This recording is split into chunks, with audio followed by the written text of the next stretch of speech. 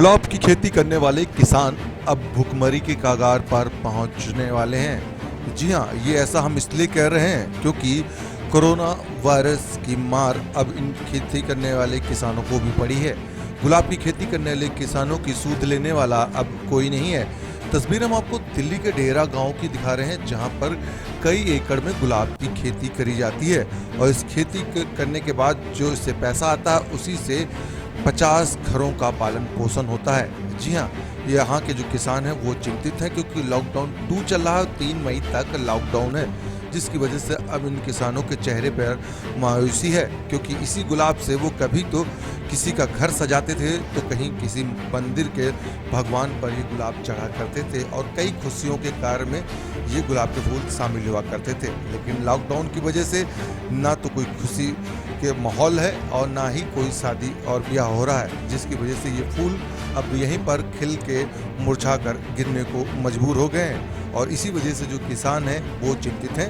देखिए किस तरीके से कई एकड़ में जो गुलाब की फसल है पूरी तरीके से तैयार होकर अब इसके जो फूल है वो सूख कर गिर रहे हैं क्योंकि इनका खरीदार अब मार्केट में कोई नहीं है। एक तरफ तो सरकार किसानों को मुआवजा दे रही है और उनके लिए राहत दे रही है, लेकिन गुलाब की खेती करने वाले किसानों को भी उम्मीद थी कि सरकार इन पर कोई रहम करेगी, चाहे कोई मुआवजा देगी, लेकिन यहाँ तो रहम ना मुआवजा कुछ भी नहीं मिल रहा है और साथ ही साथ इनके जिस जगह पर ये रहते हैं वहाँ पर प्रशासन की तरफ से कोई पहुंच भी नहीं रहा है। बचा खुचा हाल जो है गांव के जो लोग हैं वही जानते हैं और उनकी तरफ से यहाँ पर इन सभी लोगों को खाना मुहैया कराया जाता है। आरएसएस की सेवा भारती की जो टीम है वो यहाँ पर पहुंचती है और उन्होंने ही इस जगह को चिन्हित कराकर आर सोनी न्यूज को भी इस जगह पर पहुंचाया कि हम गुलाब की खेती करने वाले किसानों का दर्द सरकार तक पहुँचा पाएँ। अपना नाम बता दो। मेरा नाम सोमनाथ है। सोमनाथ, किस चीज़ की खेती आप ये कर रहे हो और कितनी दिक्कत अब हो रही है लॉकडाउन में?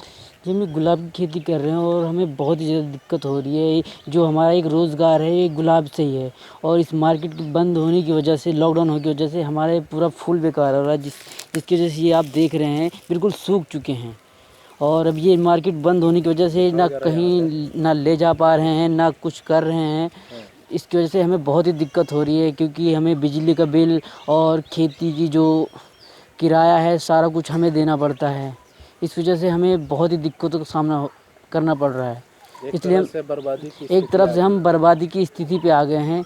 इसलिए हम सरकार से अपील करते हैं कि मार्केट को खोला जाए और हमारी कुछ मदद की जाए। अच्छा, कुछ मुआवजे की भी आप मांग करते हैं कि जिस तरह से आपकी फसल बर्बाद हो रही है तो इसका मुआवजा भी मिलना चाहिए आप जैसे लोगों को? जी, मिलना तो बिल्कुल चाहिए, बट हम गवर्नमेंट से यही उम्मीद करते हैं कि जो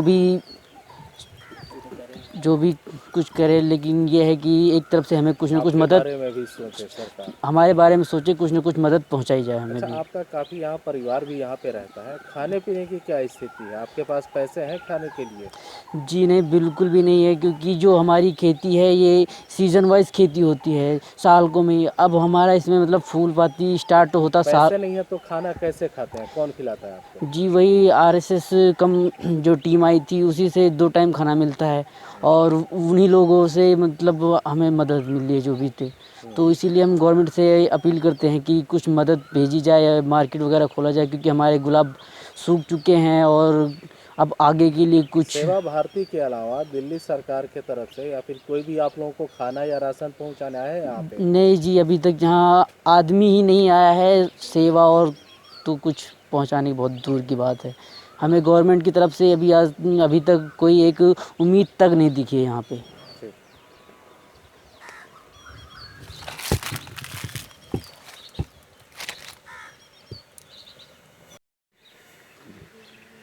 क्या नाम है आपका?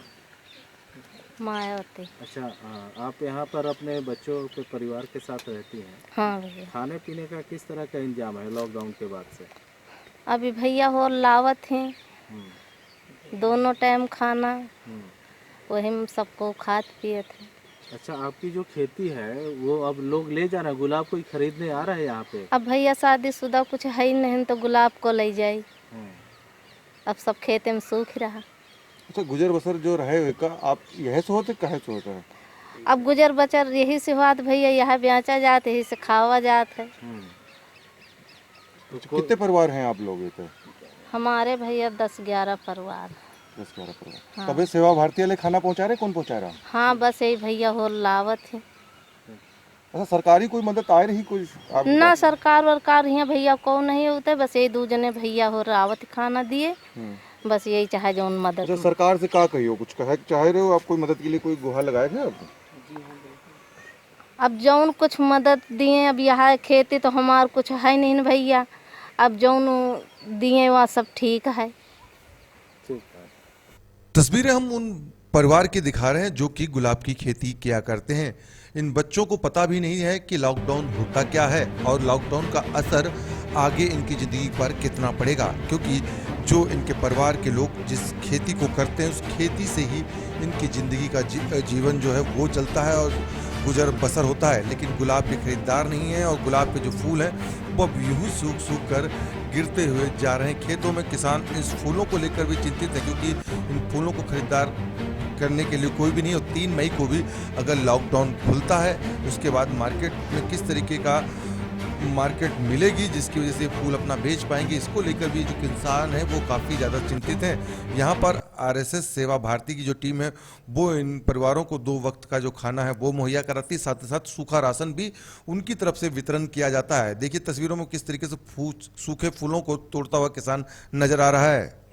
जी, अपना नाम बता दीजिए। मेरा नाम नरेंद्र भाटी है और डेरगांव में अपना निवास है।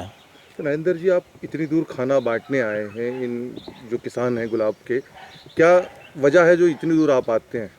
ऐसा है भाई साहब, हम यहाँ पर शादी या जो हमारे घर में या गांव में कोई अन्य कार्यक्रम होते तो हम अक्सर यहाँ पर गुलाब लेने आते थे। जब से लॉकडाउन हुआ तो इनकी परिस्थितियों के बारे में हमें मालूम हुआ, तो हम अपने आरएसएस सेवा भारती की तरफ से 2 टाइम का भोजन और सूखा राशन इनको देकर गए थे और इनको बताया भी अगर कुछ कोई अन्य सुविधाएं अगर आप चाहिए जो ज़रूरत हो आपको, तो हम सदैव 24 घंटे आपके लिए तैयार हैं। हमने इनकी परिस्थितियां भी देखी है, गुलाब सूख गए हैं, सीज़न था, अब इनका शादी ब्याह का सीज़न था तो इसी सीज़न में इनके गुलाब बिकते थे। अब पूरी खेती इनकी बर्बाद हो चुकी है। तो सरकार से भी हम ये रिक्वेस्ट करेंगे इनको कुछ ना कुछ मुआवजा दिया जाए, क्योंकि ड्राइवरों को मुआवजा दे रहे हैं तो ऐसे लोगों को मुआवजा बहुत ज़रूरी है जो हैंड टू माउथ जो लोग हैं यहाँ पर। कितने एकड़ में ये गुलाब की खेती होगी तकरीबन? करीब 5 एकड़ के आसपास की खेती है और ऐसे लगभग हमारे पास 10 लोग हैं, मतलब 10 पॉइंट हमारे यहाँ पर है। लगभग 500 लोगों के आसपास हम यहाँ पर से आरएसएस सेवा भारती की तरफ से ऐसे लोगों को भोजन घर तक पहुँचा रहे हैं इनको। अच्छा, क्या मानते हैं क्यों नहीं पहुँची दिल्ली सरकार यहाँ तक? क्योंकि लॉकडाउन 2 चल रहा है, लगातार कहा जा रहा है हम खाना लोगों तक पहुँचा रहे हैं और यहाँ पर ये गुलाब की खेती करने वाले लोगों की ज़िंदगी में खुशबू फैलाते हैं। आज जिनकी ज़िंदगी में खुशबू क्या खाने को नहीं है, जी जी, तो क्या अनदेखा क्यों करा जा रहा है?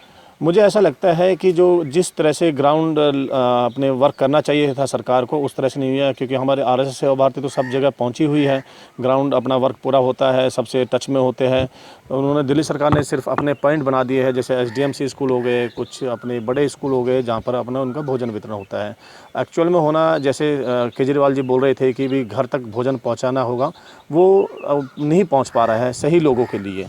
तो आरएसएस की तरफ से ही ऐसा हो रहा है कि जो घर तक उनको भोजन हम दे रहे हैं।